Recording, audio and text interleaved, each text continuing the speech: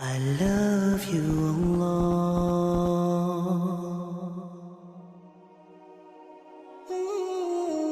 And one of the biggest tricks of Shaitan is to belittle any good that you do. This is one of the traps and the tricks of Shaitan, is to belittle any good that you can do. The Prophet ﷺ, he says in the authentic hadith, never belittle any act of good. Don't belittle it. If there's any good that you can do, no matter what it is, do it.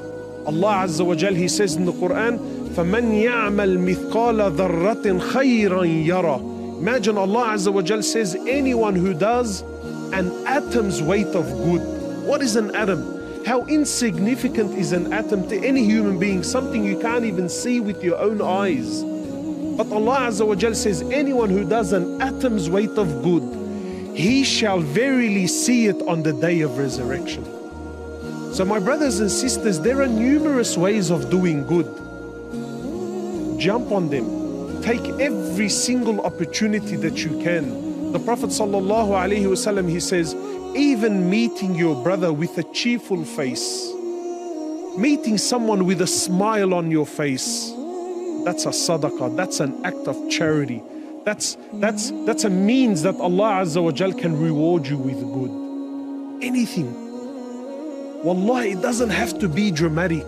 Sometimes we think that, look, if I can't give $10,000 in charity, well, therefore I shouldn't give any charity whatsoever. Why? How do you know? How do you know? By Allah, that one good deed could be the difference between Jannah and Jahannam. That one good deed. The Prophet ﷺ, he says that Allah loves the small action that's consistent. Allah loves this more than the large action, but it was a one-off. No, that consistency, even if it's small, Allah Azza wa Jal, He loves it. Any act of good, do it. Don't waste time. Wallah, my brothers, this is Shaitan at his absolute best, when he makes you feel insignificant, that whatever good you were going to do, that really in the scheme of things, what's it going to really change? No, is it good? Yes, then do it.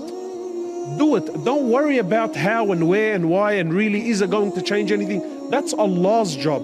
Your job and my job is that if Allah presents me with a situation, with an opportunity where I can contribute something. Imagine the Prophet ﷺ in the authentic hadith, he says there was a man running in Jannah. A man was running and he was enjoying his paradise. And guess what made him enter? He saw that a branch from a tree was coming out and that it was in the way of the Muslims. It was in the way of the walkway.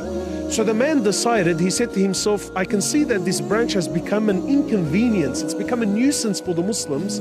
So I shall remove it to make things easier for the Muslims. That was the very action that made this man run around in his Jannah and enjoy his Jannah. What did he do?